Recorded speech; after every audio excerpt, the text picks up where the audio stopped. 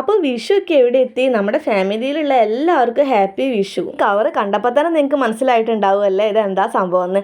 അതെ, കുറേ പടക്കങ്ങളാണ്. ഞാൻ കഴിഞ്ഞ ദിവസം ഒരു ഷോർട്സ് ഇട്ടിട്ടില്ലായിരുന്നു കുറേ പടക്കങ്ങൾ വാങ്ങിച്ചത്. ഏട്ടൻ ശബരിമലയ്ക്ക് പോയി വരുമ്പോൾ കൊടുങ്ങല്ലൂരിൽ നിന്ന് വാങ്ങിച്ചതാണ് കേട്ടോ. ഇതൊക്കെ അവിടെ നല്ല വിലക്കുറവുണ്ടെന്ന് പറഞ്ഞിട്ടുണ്ടായിരുന്നു.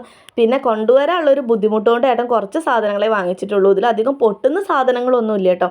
അധികം നമുക്ക് കത്തിക്കുന്ന സാധനങ്ങളാണ്. അതും പീലിക്കുട്ടിക്ക് അങ്ങനത്തെയൊക്കെയാണല്ലോ ഇഷ്ടം. ഈ വിഷുവിനൊക്കെ ഇതുപോലെ കുറേ പടക്കം പൊട്ടിക്കുന്നു ഞാൻ അറിഞ്ഞത് തന്നെ എൻ്റെ ചേച്ചീൻ്റെ കല്യാണം കഴിഞ്ഞപ്പോഴാണ് കേട്ടോ.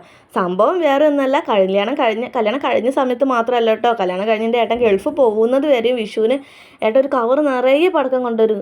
അത് ഞാൻ എൻ്റെ ജീവിതത്തിൽ അത്രയും പടക്കം കണ്ടിട്ടില്ല സത്യം പറഞ്ഞാൽ. ഞാൻ ചെറിയ കുട്ടിയൊക്കെ ആവുന്ന സമയത്ത് അച്ഛൻ ഒരു കുഞ്ഞു കവർ നിറയെ പൂത്തിരി മത്താപ്പോ കൊണ്ടു തന്നാൽ തന്നെ ഞങ്ങൾക്ക് ഭയങ്കര സന്തോഷമാണ്.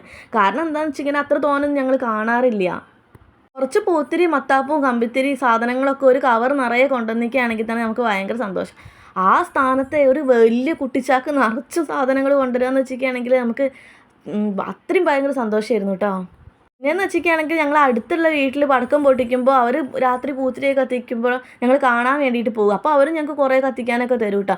ഇപ്പോൾ എൻ്റെ ചേച്ചീൻ്റെ കല്യാണം കഴിഞ്ഞതിന് ശേഷം ഞങ്ങൾ അടുത്തുള്ള മക്കളൊക്കെ ഞങ്ങളെ വീട്ടിലേക്ക് വരും. അങ്ങനെ ഞങ്ങൾ എല്ലാവരും കൂടെ കത്തിക്കുക. ചുരുക്കി പറഞ്ഞൊക്കെയാണെങ്കിൽ ഇങ്ങനെ പടക്കമൊക്കെ പൊട്ടിച്ച് ആഘോഷിക്കാൻ തുടങ്ങി ഞങ്ങളെ ചേച്ചീൻ്റെ കല്യാണം കഴിഞ്ഞപ്പോഴാണ്. ചേച്ചീൻ്റെ കല്യാണം കഴിഞ്ഞപ്പോഴാണ് ഞങ്ങൾ വിഷു കളറായതെന്ന് തന്നെ വേണമെങ്കിൽ പറയാം. പിന്നെ വലിയ കോമ്പൽ പടക്കമല്ലേ, ഞങ്ങൾ സാധാരണ കണ്ടത് ഒരു കുഞ്ഞു കോമ്പൽ പടക്കത്തിൻ്റെയാണ്. ഇത് ഞങ്ങളുടെ മതിലിൻ്റെ അത്ര നീളത്തിൽ വെച്ചിരിക്കുകയാണെങ്കിൽ ബാക്കി ഉണ്ടാവും.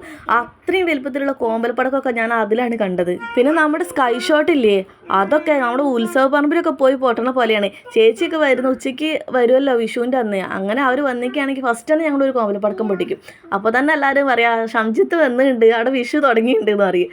അതേപോലെ തന്നെയാണ് ഉച്ചയ്ക്ക് പിന്നെ അവർ പോകുന്ന ദിവസം ഞങ്ങൾ ഭക്ഷണമൊക്കെ കഴിച്ചിട്ട് ആ സമയത്ത് ഞങ്ങൾ പൊട്ടിക്കും. ഭയങ്കര വലിയ കോമ്പൽ പടക്കം കേട്ടോ.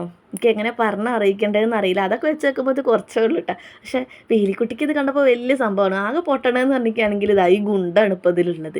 പിന്നെ മറ്റേ ചറപ്പറ പെൻസിലില്ലേ, പെൻസിൽ എനിക്ക് ഭയങ്കര പേടിയാണ് കേട്ടോ. വേറെ ഒന്നുമല്ല, ഇതിന് മുമ്പ് ഒരു പ്രാവശ്യം ഏട്ടൻ കൊണ്ടുവന്നപ്പോൾ തന്നെയാണ് ഞങ്ങൾ വീട്ടിൽ കത്തിക്കുന്ന സമയത്ത് പെൻസിൽ കത്തിച്ചിട്ട് പൊട്ടിത്തെറിച്ച്. ഞാൻ അത് അന്ന് പൊട്ടിത്തെറിച്ചതിന് ശേഷം എനിക്ക് പെൻസിൽ കത്തിക്കാൻ പേടിയാണ് കേട്ടോ. പിന്നെ ചറപ്പറയൊന്നും എനിക്ക് പേടിയില്ലേ. അവർക്ക് ഞങ്ങൾ ശരിക്കും കടുക് എന്നാണ് കേട്ടോ പറയാം. അപ്പോൾ ഇത്രയൊക്കെയുള്ളൂ നമ്മുടെ പടക്കത്തിൻ്റെ വിശേഷങ്ങൾ. അപ്പോൾ എല്ലാവരും പോയിട്ട് വിഷു അടിച്ച് പൊളിക്കുക. ബൈ.